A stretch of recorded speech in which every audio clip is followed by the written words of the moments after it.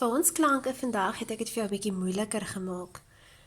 Ek het net die eerste klankie geskryf en jy moet die res van die woordjie gaan klaarskryf.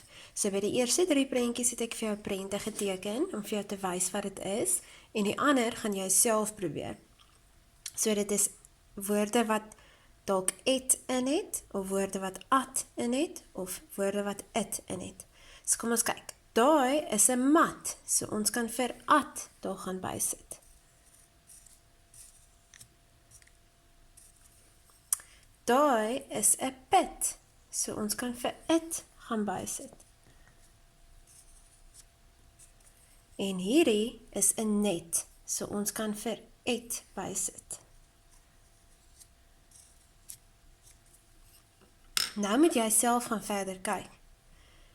Om dit vir jouself makliker te maak, kan jy die eerste klankie sê en dan kan jy elkeen gaan insit om te kyk wat een klink reg. So s, et, set, dit klink nie lekker nie. S, at, sat, dit klink ook nie so lekker nie.